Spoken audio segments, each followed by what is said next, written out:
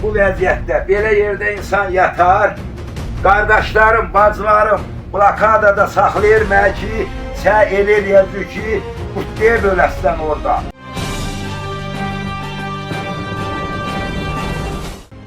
Hacıqabul rayonunun Abdulabad kənd sakini Məmmədov Məmmədağa Kanal 21-ə müraciət edərək ağır həyat şəraitindən söz açıb.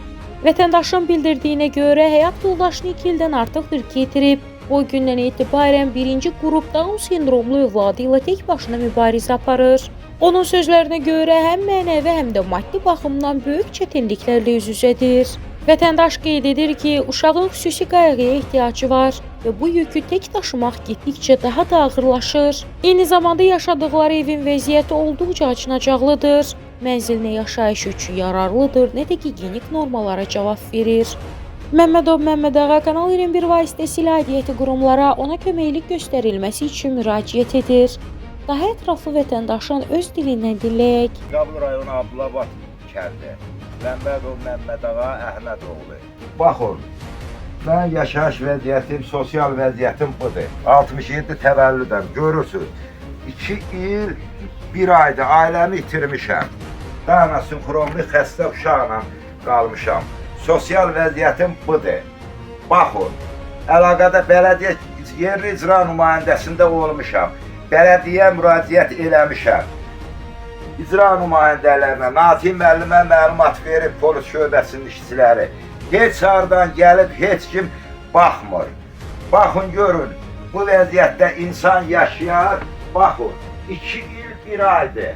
Bu vəziyyətdə, belə yerdə insan yatar.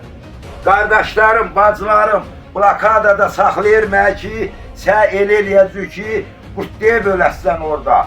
Xəstə uşağımın baxımına kömək eləyirlər. Deyirlər, uşağı qoymayacaq ölməyə, saxlayacaq. Amma özü eləyəcək ki, o uçuq sökük kumanın altında qutluya böləsən, hüzürü də verməyəcək.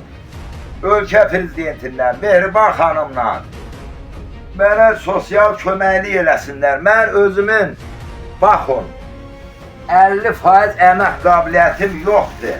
4 cür dərmanla yaşayıram, 4 cür dərmanla, baxın. Baxın, xəstə adamam. Uşağım da budur. Bu dərmanların sayəsində ayaqüstə gəzə bilirlər. Uşağıma baxmaqla özümü blokadada saxlayırlar. Mən müraciət eləmədiyim yer qalmayıb. 21-ci əsrdir. 21-ci əsrdir. 2 il, 1 aydır. Ailəmi itirmişəm. Bu xəstə uşaqla tək qalmışam. Xahiş eləyirəm sosial qurumlardan mənə köməklik eləsinlər. Mən çörəkdən, sudan ehtiyacım yoxdur. Amma xəstəyəm. İşim budur. Baxın, çək buranı. Bu insanlığa sığar. Yerli icra nümayəndəsində də olmuşam. Bələdiyyə sədrində də, polis şöbəsində, Hacıqabul rayonunun rəhbərliyi heç kim gəlib baş çəkmir. Mənim şikayətim onlardandır. Baxmırlar mənə. Baxmırlar. Mənə sosial köməklik lazımdır. Xahiş eləyirəm. Baxılsın bu dövlət qurumları, mən əlaqədar qurumların hamısına təkrar müraciət eləmişəm, nəticə yoxdur. Nəticə olmadığı halda mən intihar eləsəm, mənim uşağımın aqibəti necə olacaq? Hansı dövrdündir? O boyda prezidentimiz var, Mehriban xanım var. Sosial tədbirlər görür ki, vətəndaşlar yaşasın.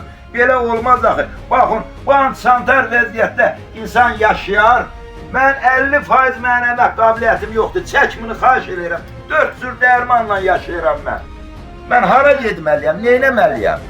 Çək bu uşağı da çəkirəm. Bu vəziyyətdə insan yaşayar. 2 ildir bu vəziyyətdə yaşayıram. Burada insan yatar.